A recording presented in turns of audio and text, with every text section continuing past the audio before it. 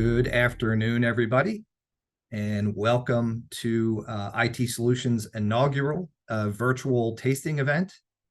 For those of you who don't know me, my name is Jim Higgins. I'm the VP of Business Development for IT Solutions Pennsylvania and New York territories. Really excited to be here and great to see all of you IT Solutions fans on the call, or maybe you're more fans of Bourbon than ITS at this point, but hopefully by the time it's over, you'll like us as much as you like the drink.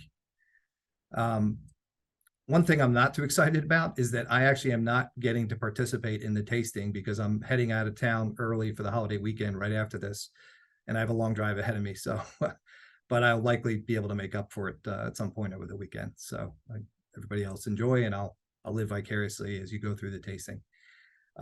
Before I hand over the mic to the gentleman who will be leading our virtual tasting today, I'm going to provide everybody with an overview of ITS and talk specifically about how we help our customers with their cybersecurity needs specifically.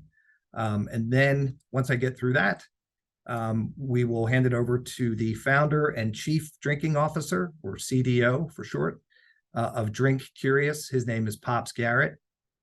So Pops will take you through the tasting, and then when he is finished, and we've done all of our tasting and interaction, if anybody has any wrap-up questions before we break for the evening, we can spend some time there doing that. So IT Solutions, we are a managed IT service provider with we just celebrated our 29th anniversary in business. We partner with small, medium, mid-market businesses across the country to help them with all things IT.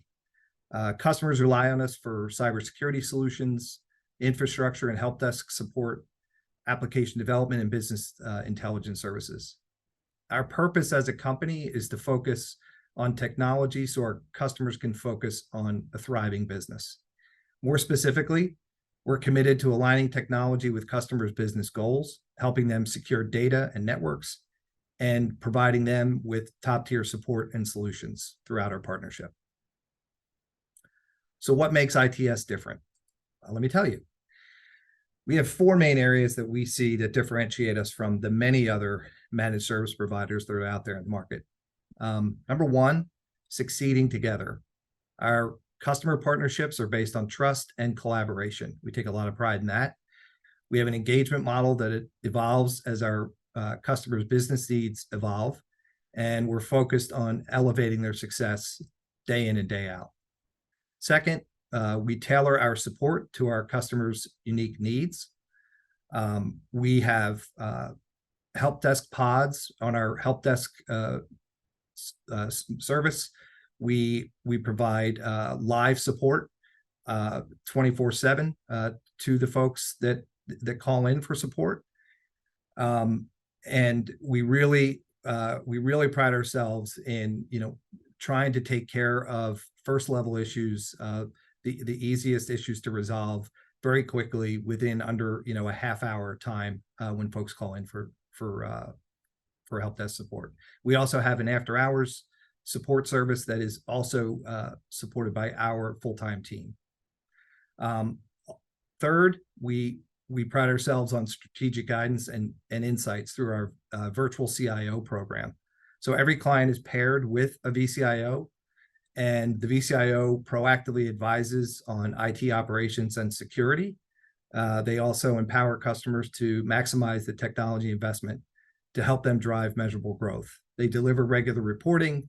They're available for technology committee meetings. They deliver roadmaps that help with long-term planning for clients, and they're there every step of the way with the client. Last but not least, we consider the security of our customers to be the top priority. As we were putting this together, I was reminded of, if you might recall this, if you happen to be around in the late 80s, like myself, Ford used to run a campaign for quite a while called Quality is Job One. And I think playing off of that for IT Solutions, it's security is Job One. If we don't get security right across the board for our customers, then really everything else that we do doesn't matter. So our approach to cybersecurity is tailored to customers' unique risk profile and compliance needs so that we're ensuring protection of their network day in and day out. Just a few important things to highlight in terms of ITS by the numbers. So we work with, as I said earlier, we work with customers all over the country in just about every vertical industry, with the exception of government and retail. But just about every other industry we do support. Today we have over 450 customers, and we're working out of 43 states. And today we have 4 offices, one in Pennsylvania, New York. We have 2 in Missouri, 1 in Kansas City, 1 in St. Louis. We are growing organically around the country. We're also growing through acquisitions. So we'll be adding more locations as we acquire additional offices to be able to provide, more regional support.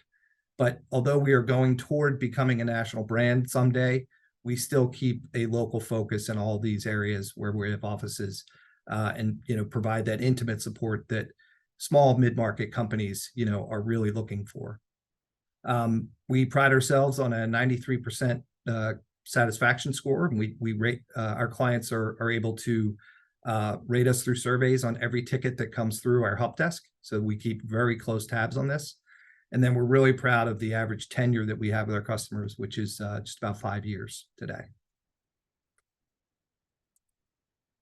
So I wanted to just kind of zero in on cybersecurity as just, another piece of this, because it's so important, as I said, to everything that we do, and so critical to the success of our clients and business. And, you hear a lot about it. And there's a reason, there are reasons for that. It's critical to be focused on it. So what I wanted to just kind of start out by saying, just in looking holistically over the last year, we as, an IT services business and, others obviously in this space are seeing cyber threats, on the rise, just consistently on the rise exponentially. And then with that, there's more, need for additional security tools, processes, and solutions. So our customers are feeling pressure from their customers as well as from partners and vendors, particularly if they're in a regulated industry or they're attempting to obtain or renew cyber insurance. It's a heavy focus. So organization-wide, it's critical to stay vigilant and prepared to protect the business and stakeholders from cyber threats. So I wanted to dive into a few statistics before I talk specifically about what IT Solutions does with our partners to help, with the tools that we bring to bear for cybersecurity protection. So these are some stats that come from Gartner and IBM. I just wanted to share those with you. Number one, as I said at the outset, we're seeing cyber attacks rising across the board in Q1 by 7%, Q1 of 2023. Second, over 500,000 new pieces of malware are coming out every day in the wild by cyber criminals. And that's in addition to the billion malware programs that are already circulating across the globe. So it's just a never-ending game of cat and mouse. We see globally 4 organizations falling victim to ransomware every second of every day. This is just astounding. And then this one is also, I think this one I just want to highlight in particular. So, it used to be, years ago when we started really talking frequently about cybercrime, if you were a large business that was well known and you were a brand name, you were a target. If you were a healthcare practice and you had patient data, you were for sure a target. If you had credit card data or social security numbers of employees or customers, you were a target. Well, today there's no discriminating of who they go after. It's the low-hanging fruit, small, medium, large enterprise business. Everyone should consider themselves a target. The automation of the cyber attack tools has become so sophisticated that they can do so much with the automation before they ever have to actually do anything, as a human, that they're just looking for low-hanging fruit, akin to an open window or an unlocked door. And they're just going to pull on those windows and pull on those doors. And when the AI finds something, in they go, and they start the cyber criminals, start their nefarious behavior.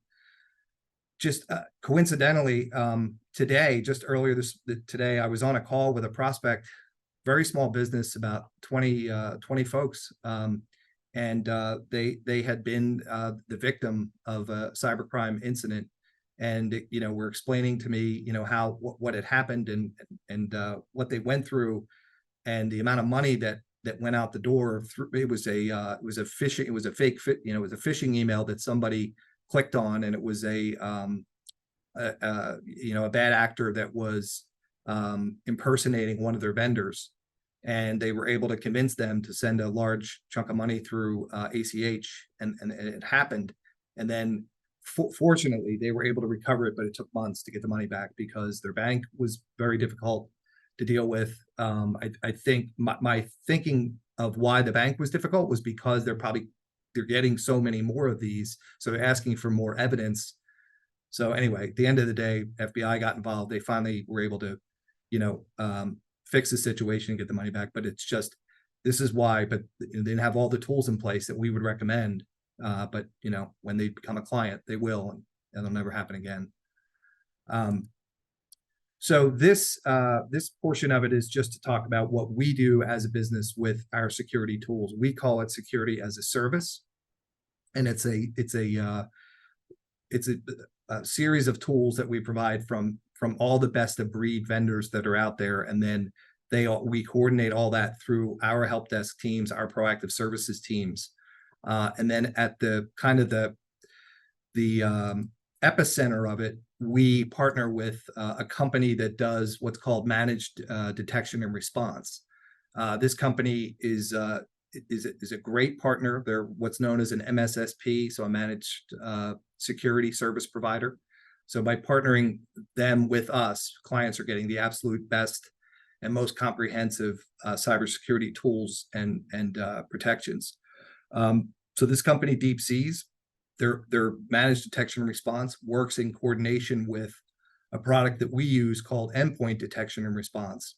And while endpoint detection and response is what was called next level antivirus, MDR brings in another layer of protection around that in the perimeter of the whole network, and is doing real-time threat intelligence reporting, and all orchestrated.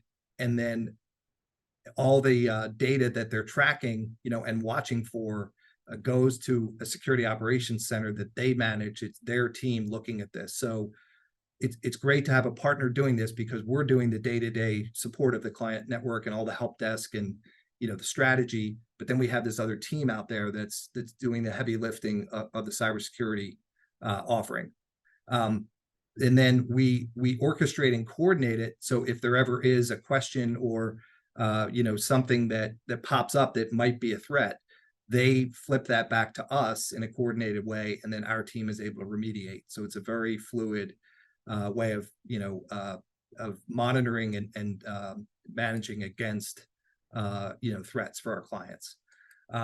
Just a few other aspects of the security as a service that I think are worth pointing out. We have a separate dark web monitoring package that we can provide to go out and find if anybody's compromised on the dark web, and then report that back to a client. We provide multi-factor authentication with Microsoft tools and a product called Duo that many of our clients have already heard of, but we manage that end to end for clients. We have a phishing training and learning management system that would have helped that company I mentioned in the previous slide. This is something that I think a lot of people are pretty aware of this, but we'll manage it for the customer, and it sends out the fake emails, and then if someone clicks it, we report it back to management, and then people are put through a little remedial training to make sure that they're clear on what looks like what's phishing and what's not, and how to prevent it in the future. We also were able to tie in other aspects of training into this system, and clients can actually customize the training for their own needs as well with other content. So it's very comprehensive. We do ongoing vulnerability assessments. We do compliance scanning. These could be done quarterly. They can be done monthly. It's just kind of up to the needs of the clients, the compliance needs. And then one of the ones that we added very recently is a virtual CISO service, Chief Information Security Officer, what that stands for. we have a person that we hired last year who's now our director of security operations. So while he is really important to monitoring IT solutions, best practices as an MSP, he's also, he's got years and years of experience as a consultant. So we're able to offer his services to clients on an as needed basis as well, whether it's, just to do an assessment or just to, Q&A, or to do, potentially like something like this, like an educational event. So we're really happy to have him as a resource for our clients. It's important to note that, we really consider what we're doing around cybersecurity to be something that has as minimal setup as possible, works with the current environment, leveraging existing technology, aligning with needs and budgets. It's not everybody, many customers, it's a tough choice, but we help them make the best choices, get what's best and what's needed for the business, especially if they're in a regulated industry. It's a must-have, not a should I have it, or maybe I should have it. And then the maintenance side of it and the scalability are really important, because we don't want the customer to have to think about it, just like we don't want them to think about support of their servers or support of their cloud. We also don't want them to have to think about cybersecurity, something every day. We want to take care of that for them, and we do. And then there's, of course, 24/7 access to the cyber defense folks from both IT Solutions and our partners. And we keep, we keep most of, just like you don't want to know about, something happening on a server or a cloud, a cloud environment in the middle of the night. You don't want to know about, some cyber threat that didn't actually come through. Typically, in the middle of the night, we're not going to wake you up. So we're going to manage that, keep that, minimal, but know that, we're looking out for you 24/7 with everything. And then, of course, there's reporting that we were able to supply either as requested, or, we can do regular scheduled reporting reviews with all of it.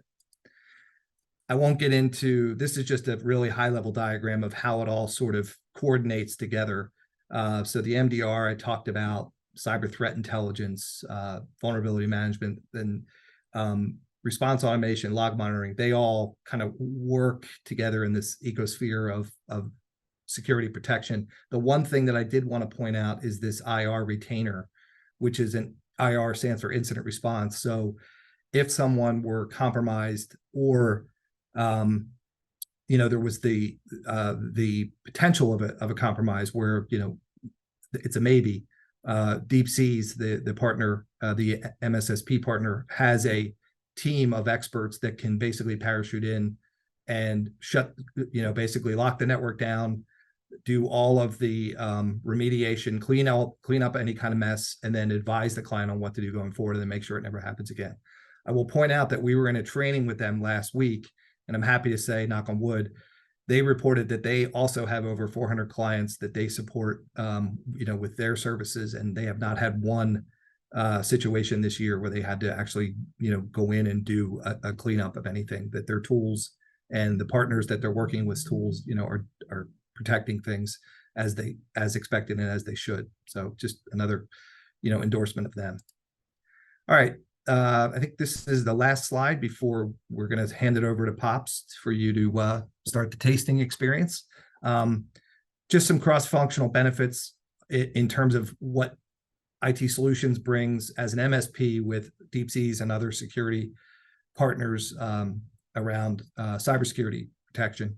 So risk reduction, this involves, reducing any kind of risk to your company or your brand, liability from public incidents, preventing intellectual property theft, defending competitive differentiation. Also, we look at reducing business disruption and ensuring operational continuity. As far as cost optimization, this is another cross-functional benefit of having the two of us. So this would involve just maximizing the operational capabilities through orchestrated processes between the two teams. This also, is a real benefit of removing the need to hire and retain very expensive resources.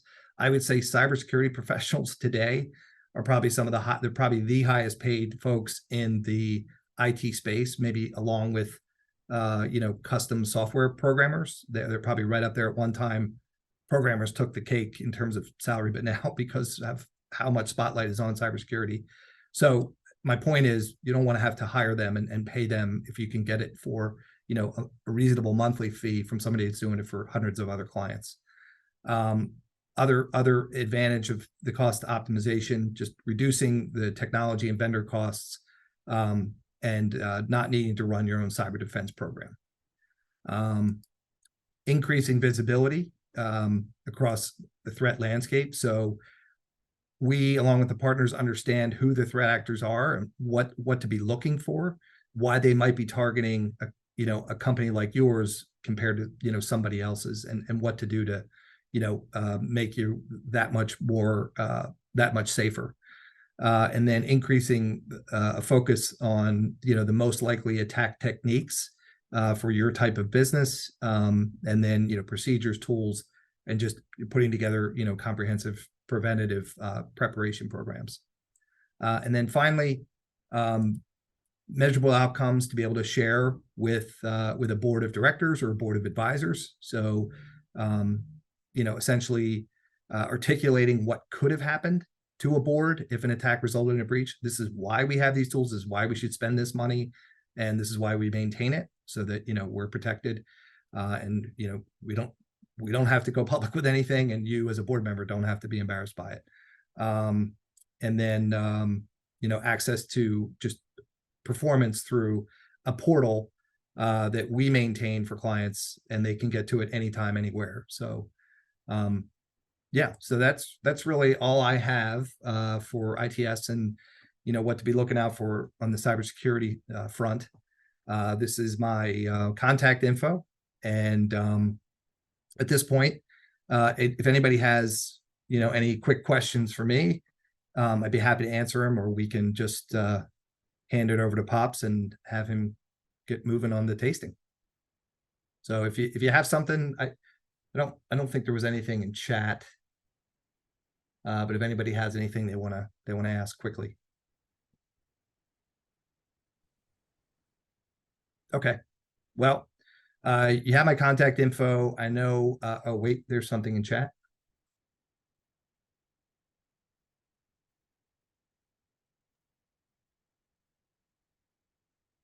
Okay, thank you. Appreciate that, Carla.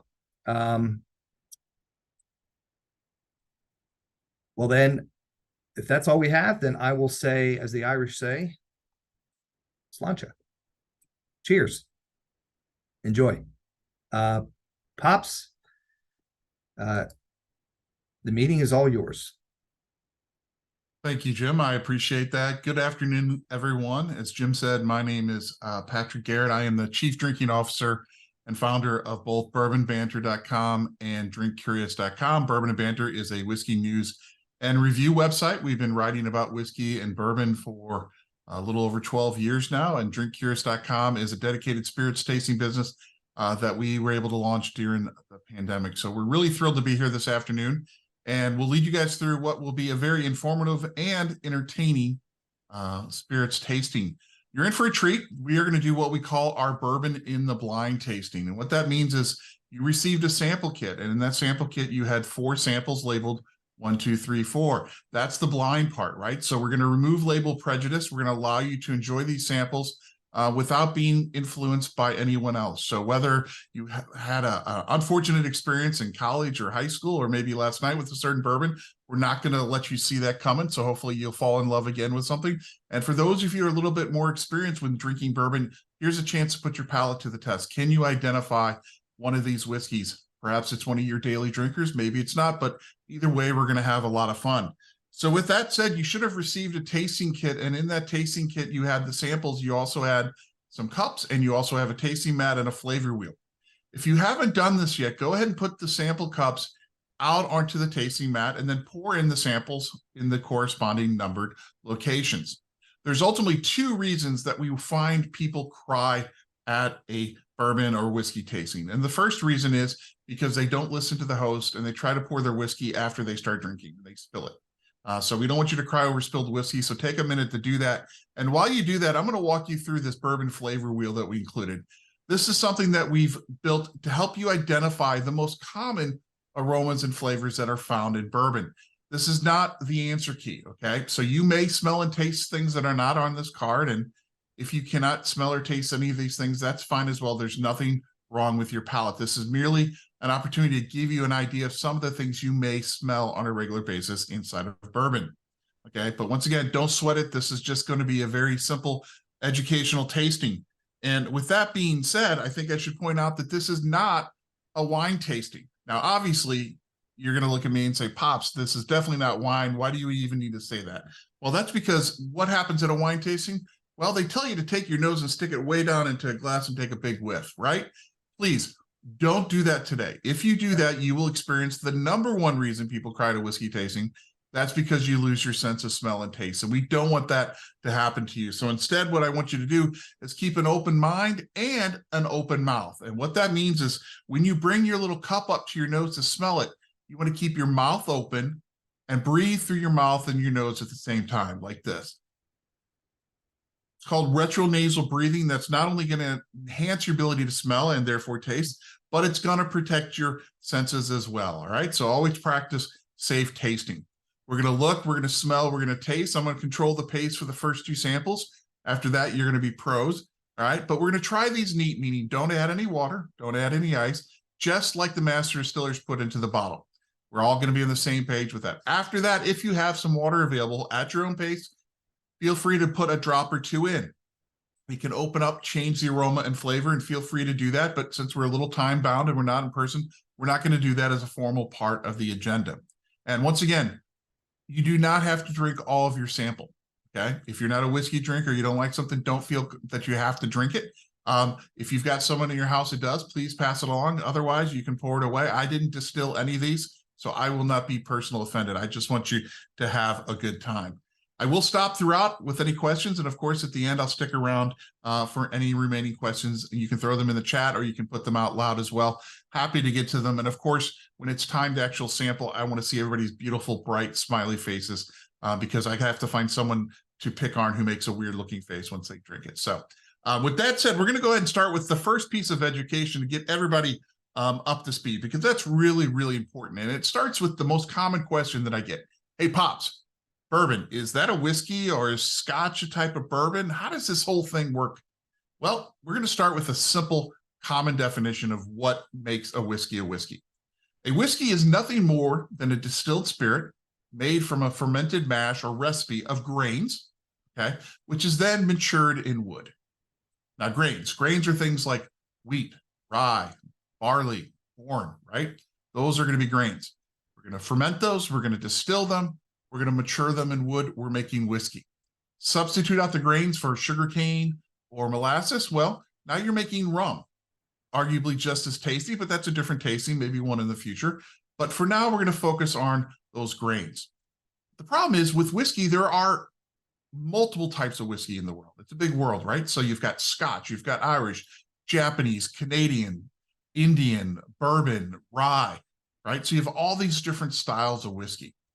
So when someone asks you to help them understand where bourbon fits in, there's a little saying I like to say, and it's pretty simple. All bourbons are whiskey, but not all whiskeys are bourbons. So what then makes bourbon so unique? Well, you might not know this, but bourbon is actually the most strictly defined and enforced style of whiskey in the world. And it starts with a very, very big requirement, and that is it has to be made in America. It has to be made in the United States. It can be made nowhere else. It is a geographically protected term, just like champagne, right? So it's got to be made here in our country. However, a lot of people think it has to be made in Kentucky. That's a common myth, but that's not true. It can be made in any of the 50 states. But the reality is 95% of this country's bourbon production does happen in the great state of Kentucky. And according to a recent survey of the folks in Kentucky, 110% of the good stuff is made in the state of Kentucky. Now, once again, that's subjective, right? But they've been doing it for hundreds of years, and they are considered the modern birthplace of bourbon, and they do an amazing job. But the remaining states are growing, right? We have an ever-expanding network of craft and privately owned distilleries. In fact, a mere 10 years ago, there were less than 250 active distilleries in this country. Today, well north of 2,500 and growing fast. So if you like bourbon, you like whiskey, you like spirits, pretty good time to be alive because there's a lot of booze tourism to be had. The next rule of bourbon is, well, we have to make it from a mash bill or a recipe, grain recipe of at least 51% corn. Corn is what gives bourbon its big, bold, sweet signature flavor. So 51% or higher. You can use any other style of grain, and we'll talk about that a little bit later. But the most common you're going to see are wheat, grain, and malted, or wheat, rye, and malted barley. Next, bourbon has to be matured or stored in a brand new charred oak container. Now, you notice I didn't say barrel, but when was the last time you saw bourbon stored in anything but a barrel? Well, the law doesn't require a barrel, but when you think about a modern bourbon barrel, it's 53 gallons, weighs about 530 pounds when it's full, so it's awfully convenient that you can roll it around. Imagine an equivalent size box. You need a forklift just to move it. So for the rest of today, we're going to say brand new charred oak barrel. We're going to talk about the charring later. So right now, let's focus on the fact that it has to be brand new. Well, what that means is when that barrel gets emptied for us to drink, that barrel can never be used again to make bourbon. And when you consider that in Kentucky alone right now, there's 11.3 million barrels aging.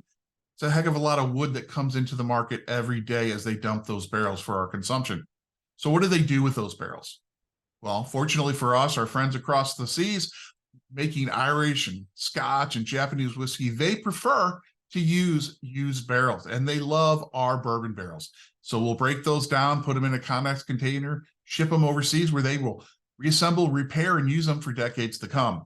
An increasing number of barrels are going to create bourbon barrel-aged beers. They're used for winemaking, right? Big, bold red cabs finished in bourbon barrels. They're used to age everything from coffee beans and hot sauce to soy sauce. And there's a good chance that you or someone you know has something in their house made from a upcycled barrel. And if you don't, well, just go to Etsy.com, search for whiskey barrels. You will find tens of thousands of items that clutter up your home just in time for the holiday weekend. It's a slippery slope, so be careful on that. Next rule of bourbon is we distill to no higher than 160 proof. And that is a relatively low distillation proof. But by staying at 160 or below, we're leaving tons of flavor in the whiskey that are contributing to that big, bold signature taste of bourbon.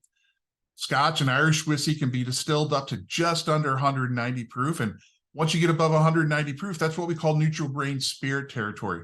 That's where vodka lives. Vodka famous for no color, no aroma, no flavor, and no damn good reason to be drinking it. We want flavor. We want our bourbon. We want our whiskey. Next, when we put it into the barrel, so let's say we come off the still at 150.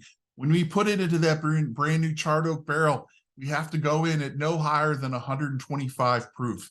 That's referred to our maximum barrel entry proof. And by law, to get the proof down, the only thing we can add to bourbon is going to be water. So we lower that proof, put it into the barrel, and at some point in the future, we're going to put it into the bottle. Once again, by law, the only thing we can add is water, and in the bottle, it has to be 80 proof or higher.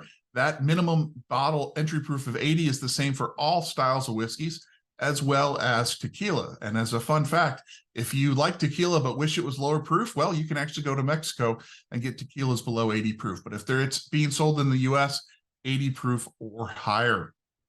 Now, what's interesting, I mentioned nothing but water can be added. So think about that for a second. If the whiskey comes off the still clear, how does it get its color? Well, it gets 100% of its color from its time in the barrel.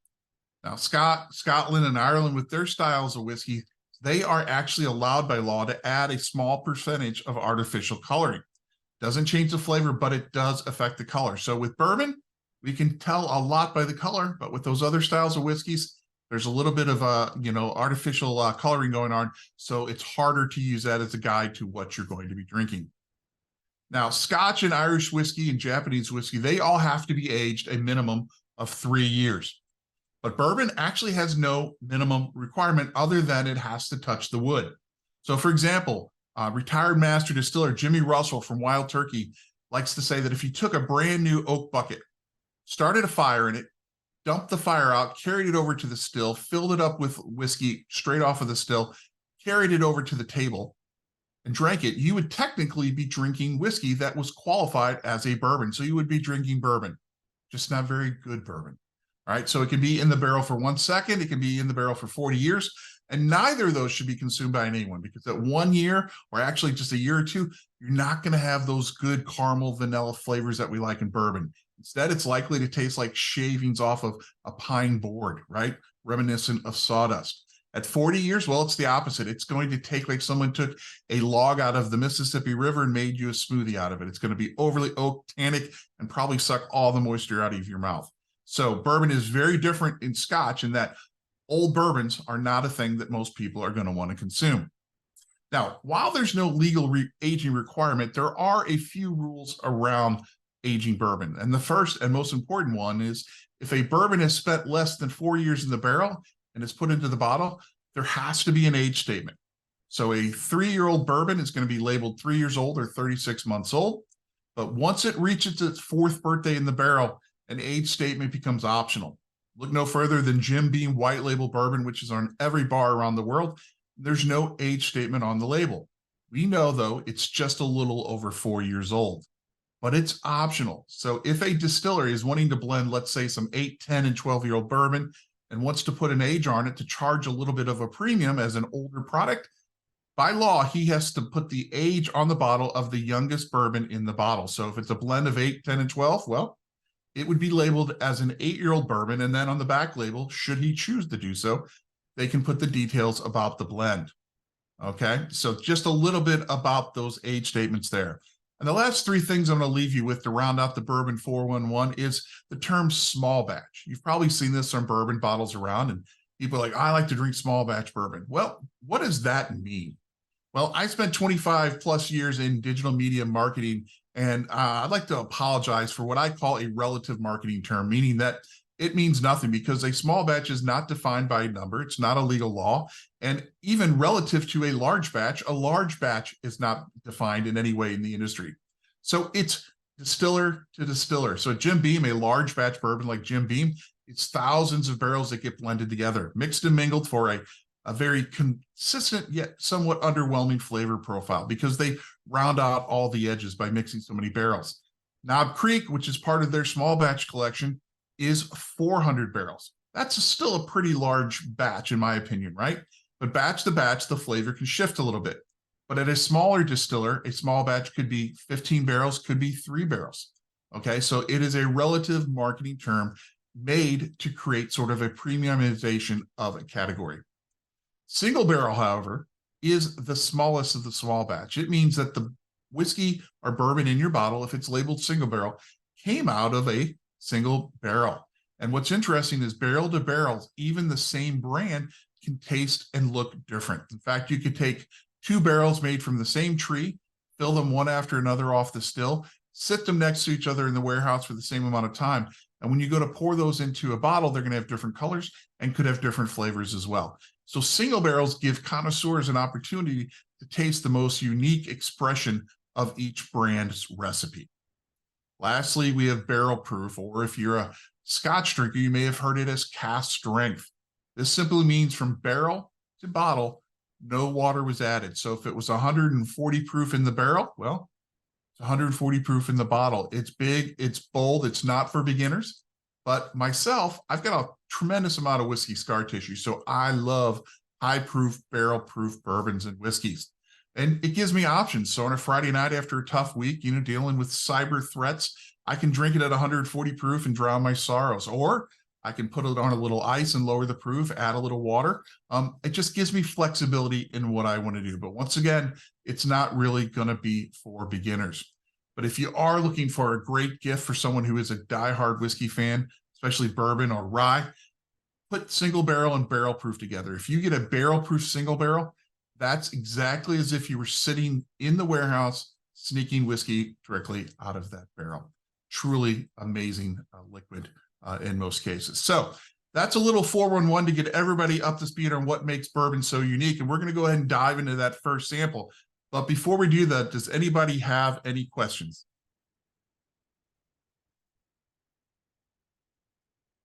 All right. That being the case, let's go ahead and pick up our first glass. All right. And this is where I'm going to ask everybody to kind of go ahead and come off mute, because before I tell you what I smell or taste, I want you to tell me what you smell and taste. And just remember, there are no wrong answers. And if you're shy, just drop it into the chat. So let's go ahead and nose that. Let's keep your mouth open. Vanilla? And you'll see people move it around like this. And this is because different parts of your nose can smell better if sinus problems or whatnot. Somebody said vanilla. Is that what I heard? Yeah. Okay, good. Great start.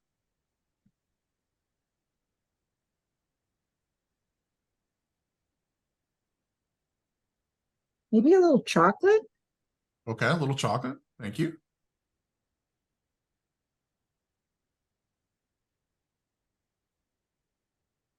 I get a little bit, you'll hear this word a lot with whiskey. People say the aroma is very floral, right? So what does that mean? Floral, the way I describe it is, think about walking into a room where there's a bouquet of flowers. You can't see it, you just know it's there. So you don't know if it's tulips or roses or whatnot. You just smell the floral essence. I get a little bit of that on the nose as I raise it to my glass, or raise it to my nose. But I have that, the vanillas in there. I get some caramel as well. I was going to say, I almost think it's caramel, not chocolate. Okay, all right. And I also get just a tiny bit on the back of smelling it, a little bit of orange citrus as well. Now, when you're ready, those of you who don't drink high proof spirits especially, I want you to take just a very small sip and let it just kind of touch the tip of your tongue.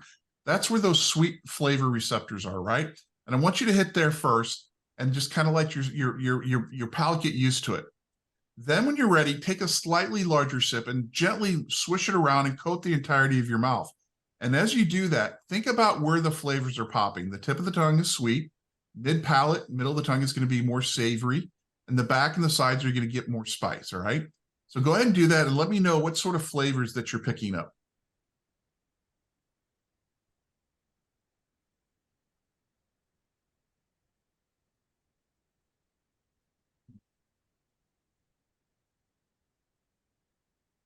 Are you getting the vanilla and the caramels? Or are you getting something else? And if you say alcohol, that's perfectly fine. Alcohol. A little peppery. Little peppery, okay. Yeah. All right. It seems like the sides of the mouth too, as opposed to the back. Okay. Cinnamon, a little cinnamon. Cinnamon, good. Right. So I like to say it's got brown baking spices. So that's like cinnamon, nutmeg, versus black pepper or spices like peppers, like chili peppers, right? Those are other things you get in there. I get the vanilla in there and that caramel kind of mixed together, almost like brown butter notes. Definitely a hint of cinnamon as it goes into that finish, gets a little stronger.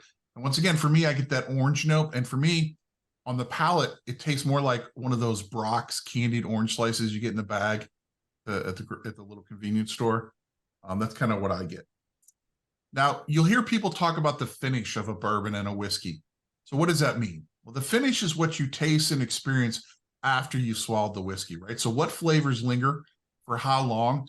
And is there any sort of mouthfeel? So this one for me is a medium length finish. So you swallow it and the flavor sticks around for a little bit and it just kind of fades out into that sort of baking spice cinnamon finish. With just a little bit of buzz on the tongue for me, right, from those spices. But everybody's you can experience it different. But ultimately what you're looking for you to like a whiskey, what you should be thinking is that the nose, the taste, and the finish all work together, right? There's no surprises. It can be a meandering path, if you will, but it needs to all ultimately work together.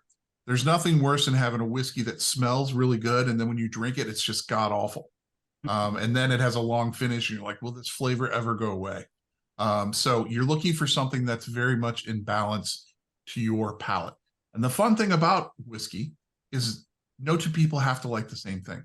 There's so many options out there, and there are going to things that you're going to gravitate toward. So never feel bad about a whiskey if you don't like it. However, I will tell you, if you're trying a bourbon and a whiskey, try it at least 3 times before you decide, because your attitude, your mood, what you've eaten for lunch, who you're hanging out with, where you're at, can all influence your interpretation of the whiskey. So giving it 3 opportunities at different settings and environmental factors can make a big difference in determining whether or not you like something. So does anybody think they've ever had this before and want to throw out a guess of what they're drinking?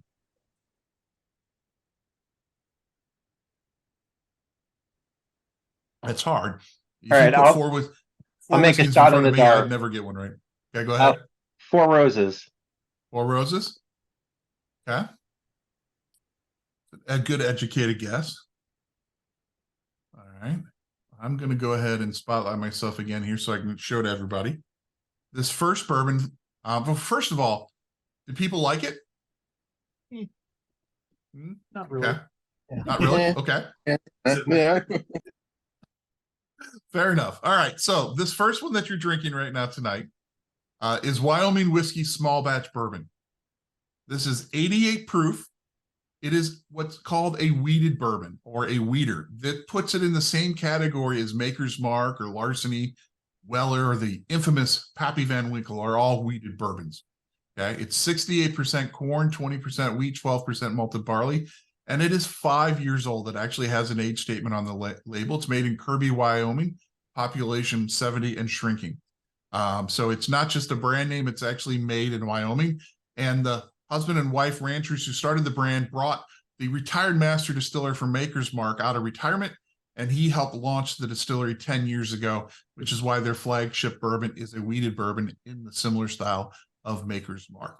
It is distributed nationally as well. And a wheated bourbon to me is softer on the palate, a little bit sweeter. It's a good one to start off with.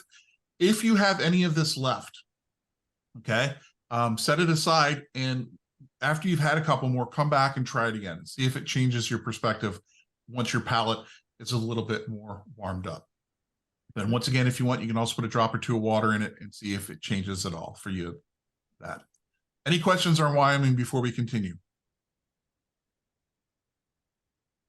All right, let's move along. So let's go ahead and take a few minutes to talk about how bourbons get flavors, because I think this is important for those of you who really want to try to learn and seek out new bourbons and hone in on what you like best. This is going to be very, very useful information. We said earlier, bourbon has to have at least 51% corn just to be a bourbon, right? Corn brings that sweet flavor that goes in there. Next, you're typically always going to see barley, malted barley. It's going to add a little bit of nutty, biscuity flavor, but its primary role is to provide the enzymes required for the fermentation process. After that, the two most common grains you're going to see are rye, which is big and bold and spicy, and wheat, which is more caramel, vanilla, softer in the palate. These are the two most commonly used flavoring grains. Those are the flavoring grains because they contribute most to the difference in flavor between the different types and styles of bourbons that are out there. But other grains can and are used. So things like millet, quinoa, brown rice, oats are all going to be things that you're going to see in the market. But traditionally, these are the ones that are most common. And as a result, if you had to distill down what is the most common flavor profile for bourbon, it's going to be vanilla, oak, and caramel, right? Inside of this grain usage, though, there's a couple ways for you to think about how you like a bourbon. When people go out and to order bourbon, I say three things to look at. One, what is the proof, right? If the first bourbon you ever sip is a pour of Booker's bourbon, which is cask strength at 136 proof, pretty sure you're probably never going to drink bourbon again, right? With conversely, if you've been drinking bourbon for years, you probably don't want to drink an 80 proof Basil Hayden's. You want something with a little bit more backbone to it. So it's a very easy thing. Turn the proof up or down, find the sweet spot for your palate. Next is going to be age. Bourbons that are really young, as I mentioned, are going to taste like wood shavings. They're not going to have vanilla. They're not going to have caramels in it. Conversely, if you go too old, it's going to taste like an oak smoothie. So once again, you have to choose the age of the flavor profile that you're looking for. But the last thing to look at, which is what I think is the most helpful, is understanding the grains and the contribution of flavor. So the framework that I'm about to give you is nothing more than that. It's an old framework that master distillers used to use to categorize the bourbon. It's not written down. It's not standardized. So use it as a general rule of thumb. And that's three different recipe or mash bill types. The first one is traditional bourbons. These are bourbons that have a lot of corn, less than 18% rye, and then the balance is always going to be that malted barley. So brands like Jim Beam, Buffalo Trace, Wild Turkey, Knob Creek are all traditional bourbons. Lots of vanilla, caramel, oak, lots of more oak influence, maybe a little bit of leather, tobacco, and they're very rustic. This is also the most common bourbon flavor profile known around the world because these are the brands that have been exported for many, many years. Next is the wheated mash bill, which you just tasted. We're taking out the rye, substituting in the wheat, okay? Maker's Mark, Larceny, Rebel Yell, Weller, Pappy Van Winkle, Wyoming, all fantastic wheated bourbon examples. This is where people who are just getting in the category, it's where I tend to steer them. And lastly, my favorite is the high rye mash bill. Taking out the wheat, putting the rye back in, but this time we're going to go 18% or higher. That adds spiciness and backbone when you start getting that level. Old Forester, Old Granddad, Bullet, Four Roses. These are all great examples of high rye bourbons. High rye bourbons are not only my favorite to drink neat, but they're also my favorite to put into a cocktail. And the reason is because in my world, the first rule of a cocktail is you have to taste the booze, okay? And a rye bourbon is going to really amplify the flavors, okay? If you don't want to taste the booze in the cocktail, once again, that's where vodka comes in very, very handy. For me, it's going to be whiskey, and a high rye bourbon works well, especially in something like an old fashioned. It really stands out.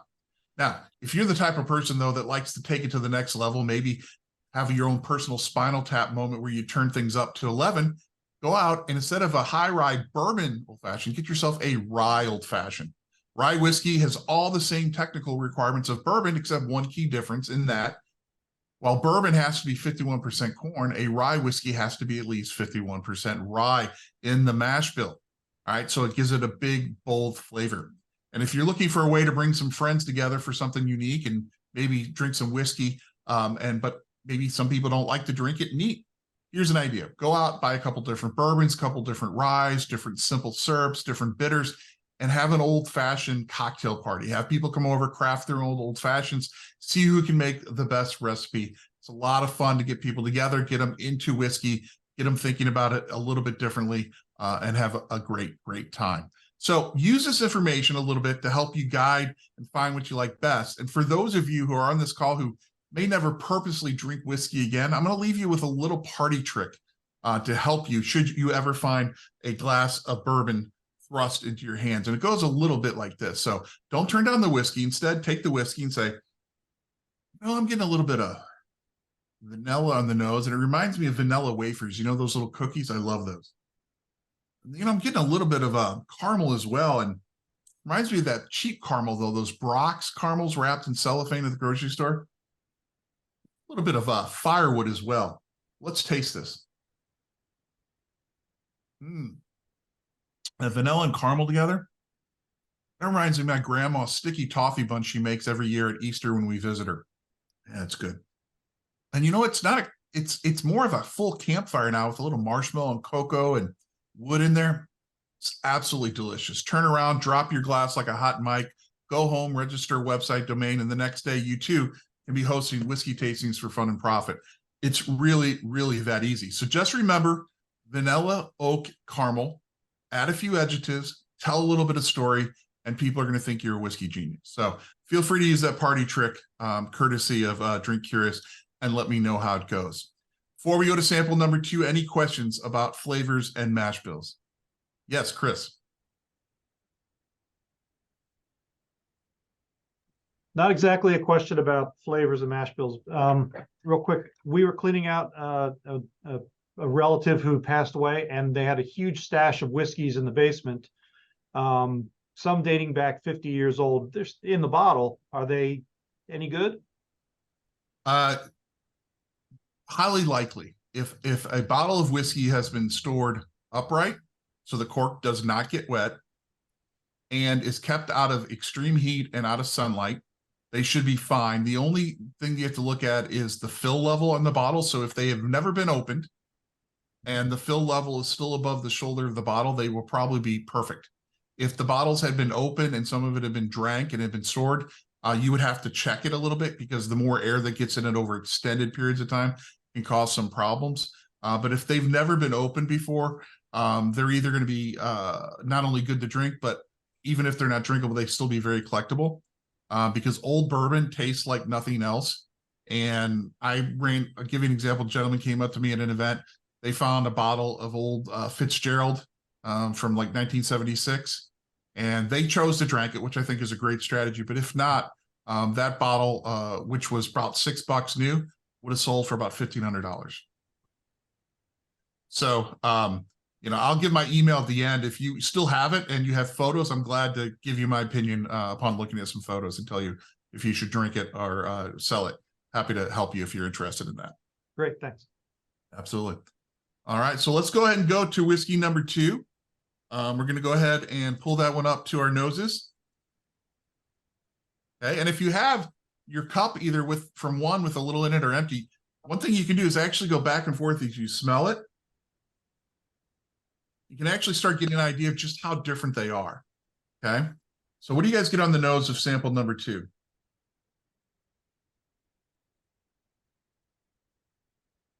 I don't get as much floral, Okay, almost butterscotch. does anybody? Is there more or less oak on the nose of sample number 2? Less. Okay. If you have any of one left, if you compare that to number 2, you should see that number 2 is a little darker. And if you go back to what I said about time in the barrel, the older, darker it's going to be, right? So that's why when you smell, if you see the whiskey is darker, 85% of the time, roughly speaking, it's older.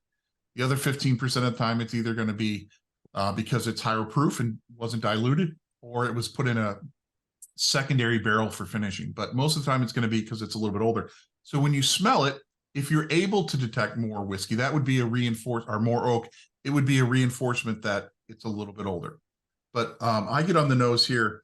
One of the things that I get, I do get more oak myself, but I also get a very interesting, almost medicinal cherry aroma. And when I say medicinal cherry, it's like a cherry with a little bit of varnish attached to it. And it reminds me of a Smith Brothers cough drop from my childhood, or like a Luden's cough drop a little bit. And I get a little bit of butterscotch in there as well. Yeah, a lot of buttery for me. All right, go ahead and taste it if you haven't. On the butterscotch too. Seems a lot smoother. Smoother, okay. Way mellower. Yep.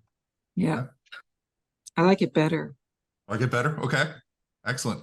Yeah, for me, this is a little bit more complex, a little bit more going on, more rustic. Okay, so for me, I get a little bit of leather, tobacco in there.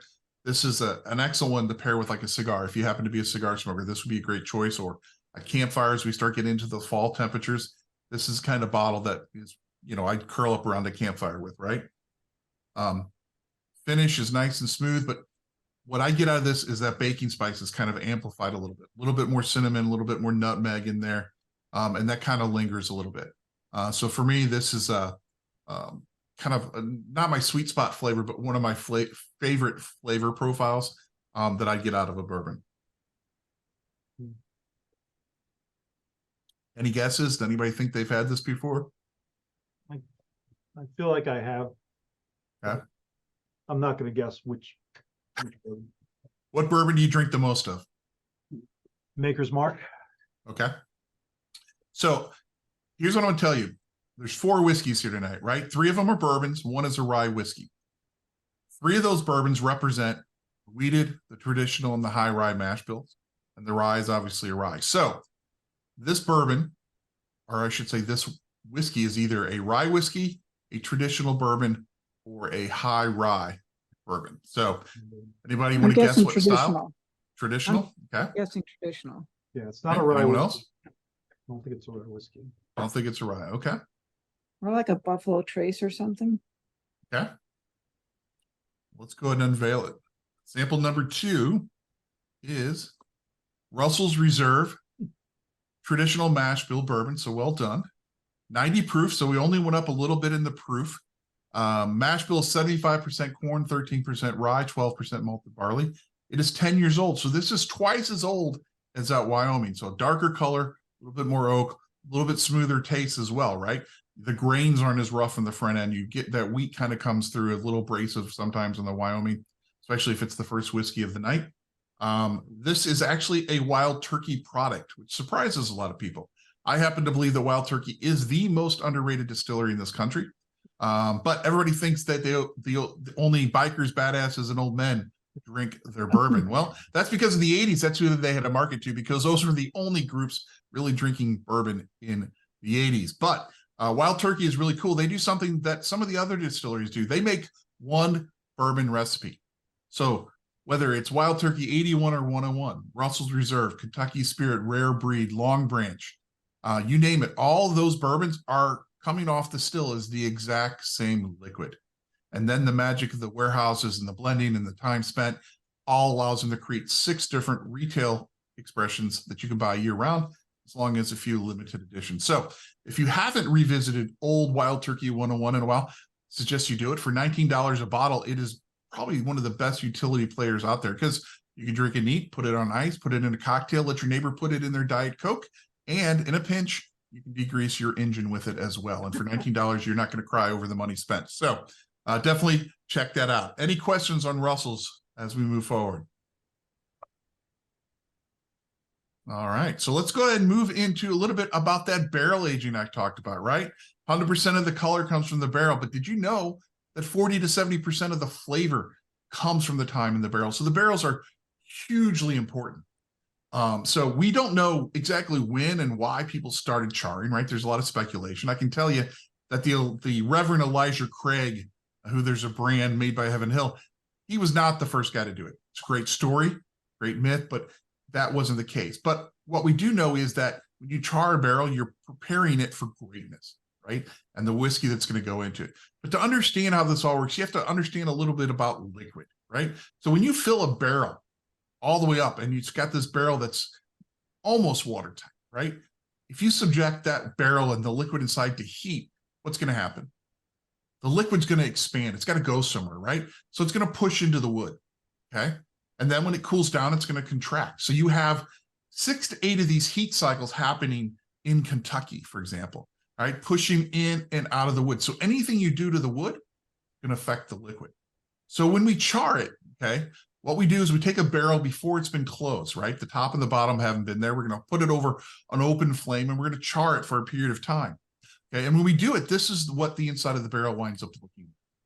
Number 4 there, that's called a level 4 char. That is representative of 55 seconds over that open flame. And it is also known as an alligator char for what I hope is obvious visual reasons. It is the most common char level used for bourbon. It's what Wild Turkey uses. So that Russell's Reserve has a level 4 char. Level 3 char is 20 seconds less at 35 seconds and is the second most popular.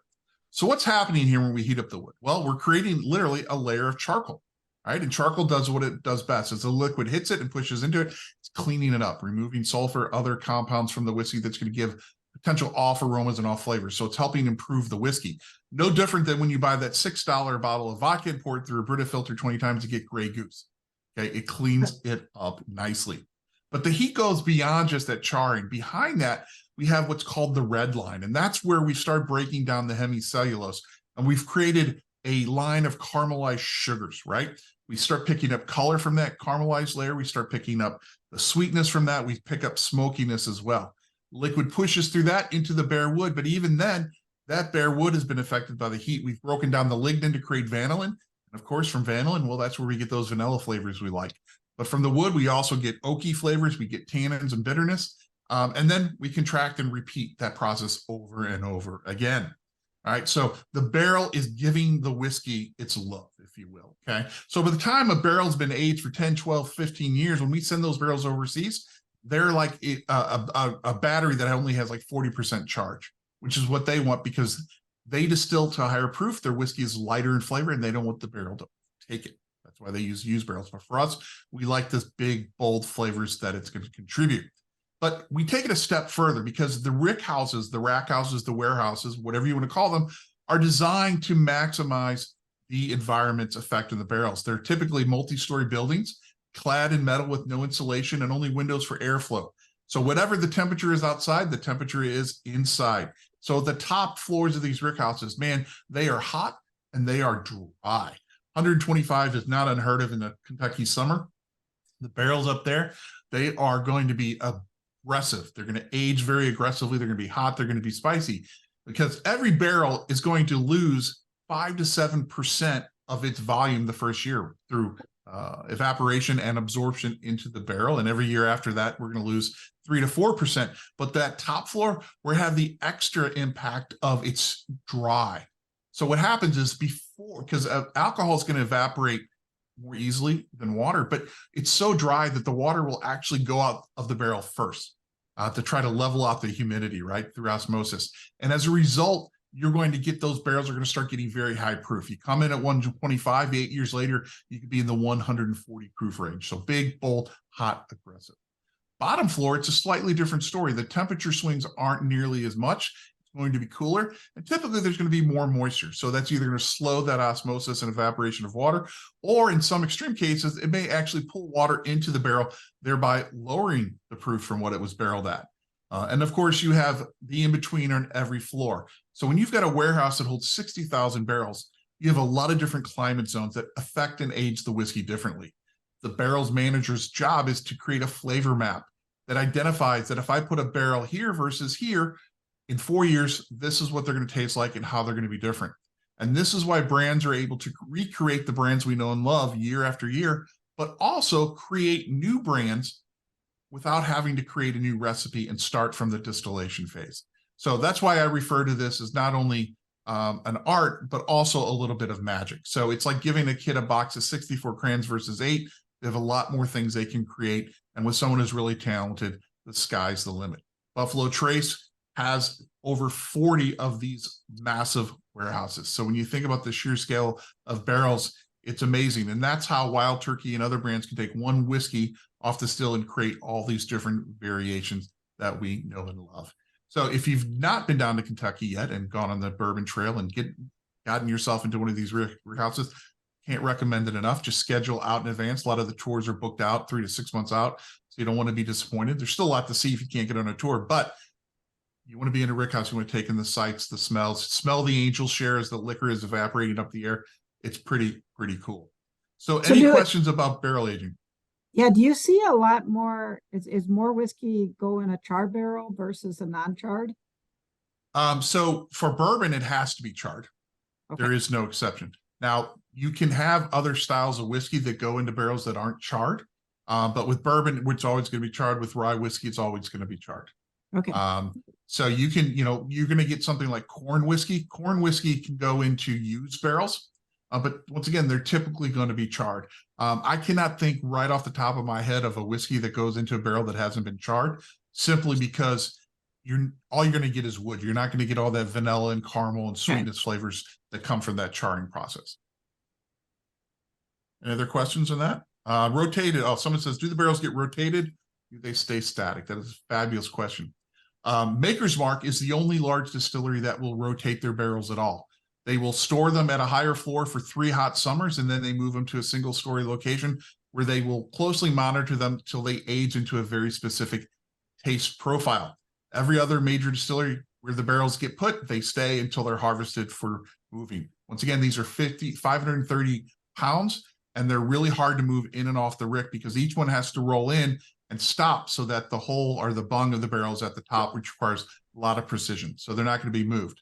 But what you will see, if you're lucky to get a behind the scenes tour, is a lot of these distilleries, because they're growing so fast, they have moved from ricking their barrels where they roll them in to putting them on pallets and storing them upright and moving them around with forklifts. Usually that's not part of the tour, but it allows them to be much more efficient, and they've determined that it really doesn't affect the overall impact on aging and flavor profile.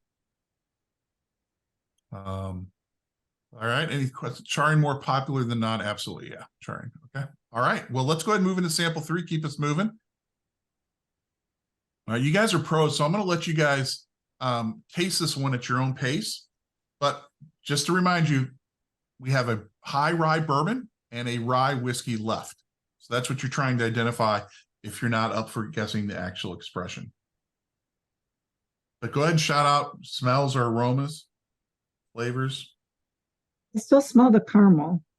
Yeah, Honey. got a good color. Did you Rich say, color. did somebody say honey? Yeah, a little bit. Yeah. Carla, you mentioned Little chocolate nutty. earlier. I get a little like dusty cocoa in the nose of I this do. one, real faint. I do with the taste. Yeah. A little bit of oak and smoke. Ooh, that's a lot of rye. of the three so far, this one has the most flavor for me. There's just a lot of flavor coming in. This seems and to be more in the middle of the mouth versus the sides of the mouth, like the first one was. Okay, This seems to be set more in the middle of the mouth. good observation. I don't know what that means. It's just an Well, it's- observation. You know, front is sweet, back is spice. You're getting a little more savory mix in the middle. And I think that has a lot to do with, obviously I know what this is, but there's a lot more complexity of flavor here and richness of flavor in this whiskey. And we'll talk about what contributes to that once I unveil what it is. But for me, it's got a nice spice to it, Mhm. honey, a little bit of cloves in there as well. Yeah. Nice balance of wood. The wood's not overpowering whatsoever. Mm. This is one of my personal favorites. I like Any this. guesses on style or brand? I'm gonna guess this is the full rye. Okay. And what basing that on what, Chris? It's just got a lot of like a lot of grainy flavor that I'm not used to. Okay. And Anyone else? I'm sorry, but how much proof was the first two? The first one was 88. The second one was 90. All right. I'll go ahead and get this one unveiled here.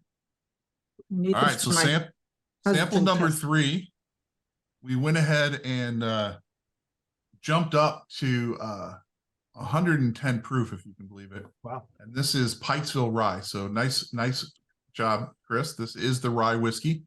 110 proof. It's 51% rye. So it is just barely legal from a rye perspective. And we also know that it's got 39% corn, which is a lot of corn. So this is what's referred to as a Kentucky style of rye. You still have all the sweetness and a lot of the flavors you get from bourbon, but it's with a higher rye. So a little bit more of that spicy backbone. And it's a great way to get people into rye. Because if I had given this to you without any context clues, probably no one would have batted an eye and just thought they were drinking bourbon. This is 6 years old. It does have an age statement. It's made by Heaven Hill. So Heaven Hill makes Elijah Craig, Henry McKenna, lots of other brands that are Evan Williams as a Heaven Hill product. So great products. Building a second massive distillery right now as we speak. They just put their new still in. They put a still in that's able to create 500 barrels of whiskey a day. Absolutely massive. So there'll be plenty of this kind of stuff to drink coming in the future if you like this. This is one of my favorite ryes. I love the proof point, that richness of flavor, where it kind of hid in your tongue, Carla. A lot of that is based on the proof level and the rye content in there. So I love drinking this one neat. I also love this in a cocktail. I like having at least 100 proof in the whiskeys in a cocktail, but you take this one 110 and just kind of, it makes you feel like you're drinking on something a little bit more luxurious. So I'm a big fan of this one. Always have bottles around. It can be hard to get sometimes. They kind of go back and forth on how much is available, but it's a fantastic pour and one that I can't recommend enough. I hope you guys like this one. So this might be a difficult question to answer, but what kind of bourbon's normally in a bourbon ale? Because I love a bourbon ale. I mean, I really do.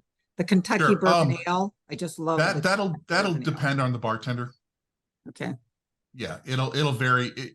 If you're not requesting something specific, my experience is that typically it'll be a lower proof bourbon. There's a good chance if you're ordering it in Kentucky, it could be Old Forester, 80 proof or something like that.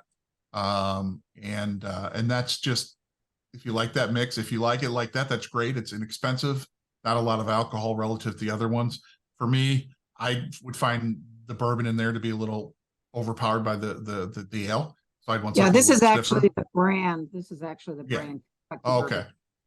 Yeah. Well, I know the ale itself is just a soda. Hmm.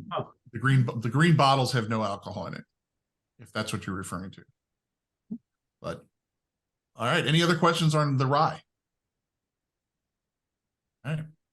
So we're going to do just a quick tour through a little bit of the bourbon timeline. This is a little bit of an eye chart, so I'm not gonna read the whole thing for you here. But I want to call out a couple key dates because I think it's important to understand where we've come from with bourbon and where we're at today. So if we go back to the end of the 1800s, most people were still getting their bourbons in either a grocery store or saloon, right? Going in and getting a glass filled from a barrel behind the bar, typically with no name on it, or if the name was on the barrel, it probably wasn't what was actually in the barrel because they would just refill them, right? And they were drinking unaged, clear spirits, right? So it's a little bit of rough. And these store owners, proprietors, would bulk buy whiskey.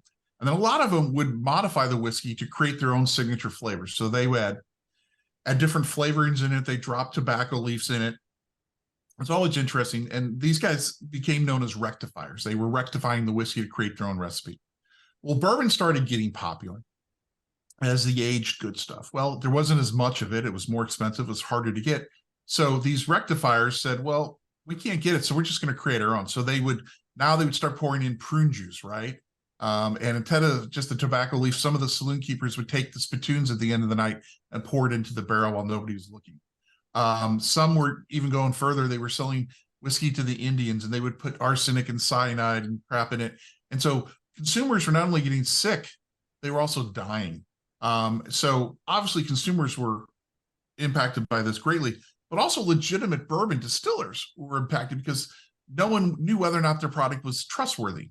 So one such distiller was a gentleman by the name of E.H. Taylor, who started out as a banker, thought he could do better at distilling than his clients, and got into that. And he happened to be a descendant of President Zachary Taylor. So he used his political connections to get the Bottled and Bond Act of 1897 passed to create a bottled and bond bourbon. Is a bourbon that's distilled by a single distiller in a single season, either the spring or fall, stored in a federally bonded warehouse for a minimum of 4 years, and then when bottled at exactly 100 proof. So if we break this down, stored in a bonded warehouse for 4 years, this was a guarantee that this was an aged product, minimum of 4 years, okay?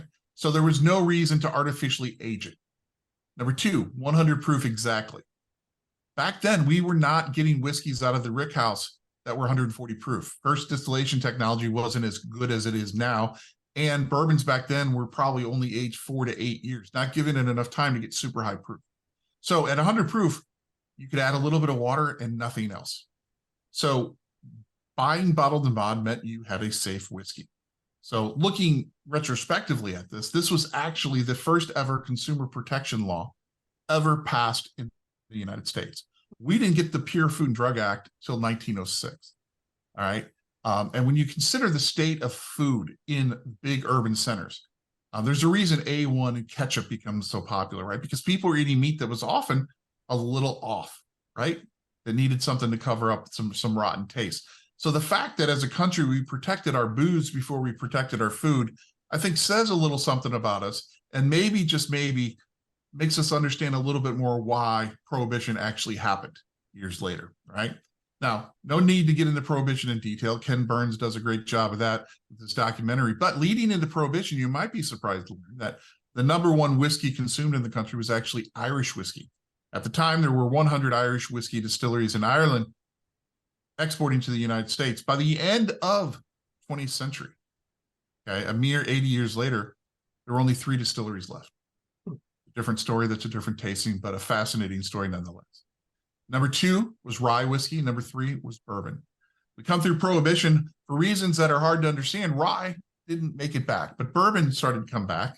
And then we ran into a few other things like World War II, GI station overseas for years getting ready for the Normandy invasion. When people start coming back, their flavors started to change. What they wanted, they got used to Scotch, right? So taste started changing. So bourbon slowly started to go into decline, right? And then in the 60s with counterculture, people didn't want to drink what their parents drank. They drank Scotch. They wanted to drink more vodka. They drank more wine. And bourbon, instead of really evolving and really doubling down on why it was a good product, said, oh, maybe we'll go the route of Scotch and lighter flavor stuff.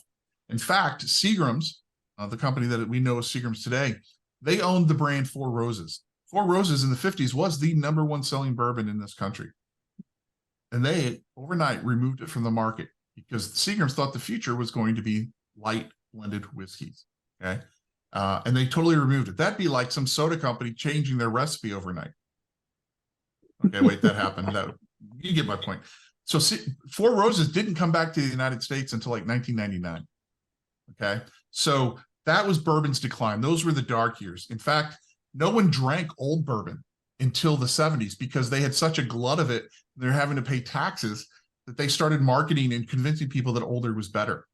Talk to any master distiller who was distilling before the 70s, and they'll tell you 6 to 8 years is the best age range for bourbon. And that's where all the bottles were made at the time. We're between 6 and 8 years old.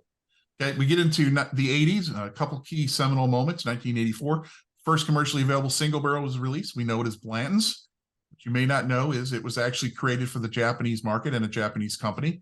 And still to this day, that Japanese company not only owns Blanton's, but it owns every other brand made at Buffalo Trace using that mash bill. Ancient Age, Rock Hill Farms, Albert T. Lee, all owned and controlled by the Japanese company. 1989, Booker No, the master distiller Jim Beam, created the small batch collection, which we talked about what small batch really doesn't mean.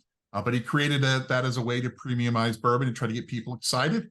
99, the Kentucky Bourbon Trail was created, but still people weren't into bourbon. So what happened? How did we get to the second golden age of bourbon? Well, there's two things that I like to attribute it to. The first one, bartenders. They got tired of pre-mixed drinks and all those cupcake flavors of vodka, and they hit the history books. And luckily for us, they were the cocktail history books. And whiskey was the big component of cocktails. So they got into that. They started making their own bitters, their own shrubs, their own mixers. They brought the consumers along for the ride. And they went from being bartenders to mixologists. The second seminal moment was AMC, that great docudrama called Mad Men that brought back nostalgia for day drinking, bad behavior, and cocktail parties. Suddenly, everyone and their uncles were out buying Dorothy Thorpe silver rimmed glasses and vintage ice buckets and hosting parties. And now here we are. Martha Stewart puts bourbon on the cover. Hardee's puts it on its hamburgers. And some guy from a marketing background is making a living drinking whiskey. So God love this country. But whiskey is here now. We've got at least another 20, 25 years of boom, according to the experts, based on the amount of money being put in the industry. So whether you have been a long time whiskey and bourbon lover or you're just getting into it, there's going to be a lot of fun stuff to dig into moving forward.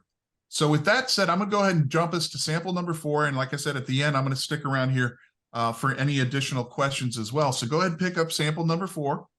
By process of elimination, This this smells is going to be good. the high rye bourbon, right? But it's a high rye bourbon with a twist. So let's go ahead and smell it. It smells good. Very sweet on the nose, right? The thing that jumps out to me, and I'm going to give you just a second, because as soon as I say it, some of you are going to be like, oh my God, how did I not smell that before? You know, what I get on this, and the parent company, all their products has this, but this one, it really just is in like heavy rotation. So I get banana bread, like ripe bananas in the nose. They're just there. And those fruit notes, those come from the type of yeast used during the fermentation process. It creates all these fruit esters, and banana is one for this. So tons of banana on the nose. Underneath that, you're going to have some butterscotch, some maple. I get a little bit of cocoa as well. It's very dessert forward is how I like to describe it on the nose. Go ahead and taste it if you haven't.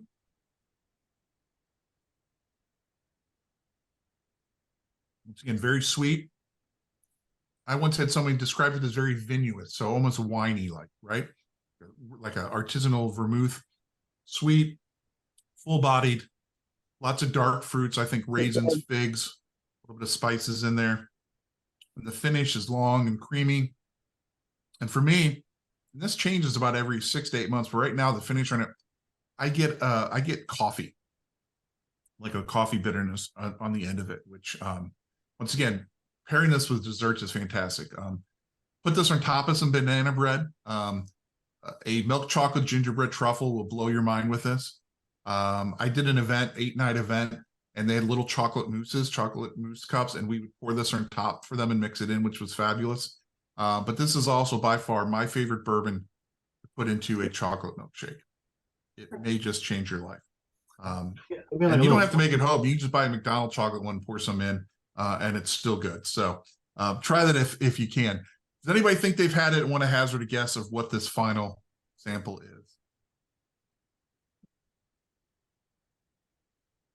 All right. So this final high rye bourbon is Woodford Reserve Double Oak Bourbon, 90.4 proof, high rye, 18% rye to be exact, so right on the threshold. No age statement, that's what NAS stands for. But this starts its life as Woodford Reserve, which is typically 7 to 9 years old. But instead of bottling it, they take that Woodford Reserve and they put it in a tank, stainless steel tank. They take another brand new barrel, and before they char it, they toast it. And that toasting brings out lighter aromas and flavors, okay? Then they char it, then they pour the whiskey back in. Age it for about another 6 months to taste. Radically transforms Woodford Reserve into this dessert-forward, rich, luscious whiskey, which I keep in my house for people who don't like bourbon. I'll pour this on a single ice cube, give it to them, and they think it's some sort of liqueur. They fall in love with it. And now I've got them interested to find out more about bourbon. So if you like regular Woodford, try this one.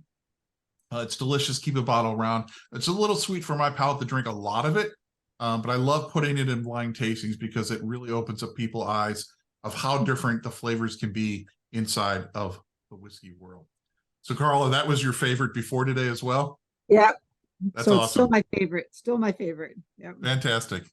Well, real quick, before I open it up to questions, one of the things I like to do for you guys to sit around and listen to me pontificate about bourbon, I want to give you a little gift to help spread the bourbon gospel. So if you want to get some friends together, do a tasting, show off some of your newfound bourbon IQ, we want you to do it in style. So we're going to give you the ability to download some digital templates, print them out at home, use them to your heart's content, some bourbon flavor wheels, tasting match, individual elements. You can create your own tasting mat. Just scan the QR code in the back of the flavor wheel, go to the website, click through, download it to your computer. Don't try it to your phone or tablet. Actually do it to your computer. Check it out, and please use that and share it with your friends. Hopefully you have some fun with it. This is my personal contact information, email. I answer this all the time. If you ever have questions about bourbon and whiskey or anything, let me know. Happy to help. Don't email me while you're in the store making a purchase decision because I don't respond that quickly. And then two things I want to leave you with. One, we are starting Bourbon Heritage Month tomorrow. It's the most badass month of the year. It's 30 days celebrating America's native spirit. And at Bourbon and Banter, we do a 30-day giveaway. We have all these brands that partner with us, give a lot of cool stuff away. We also have something we started 9 years ago called the 30 Days of Bourbon Challenge. If you go to 30daysofbourbon.com, you can read all about it. Hopefully you'll join us. And then lastly, I'm based in St. Louis, Missouri, and I make this invite to everyone. I've about 700 bottles of whiskey, and my liver is not going to allow me to drink it all. So if you ever find yourself coming through St. Louis, and for the IT Solutions folks, you've got an office here, let me know. If schedules will allow you, give me enough heads up. We'll have you come over, sit on the patio, drink some of my whiskey, because somebody's got to do it. And that invitation is open to everyone. But I want to thank you all for joining me today, tasting through the whiskey, asking great questions, and I'm happy to answer any remaining questions that people may have. That is Thank great. you. We will take you up on that at St. Louis next time I'm out there visiting that office. Yeah, it'd be awesome. Great presentation. Yes. Thank you very much. Very Appreciate it. informative. Yeah, thanks, Paul. That was great. Thank you. Thank you, guys. Thanks for everything.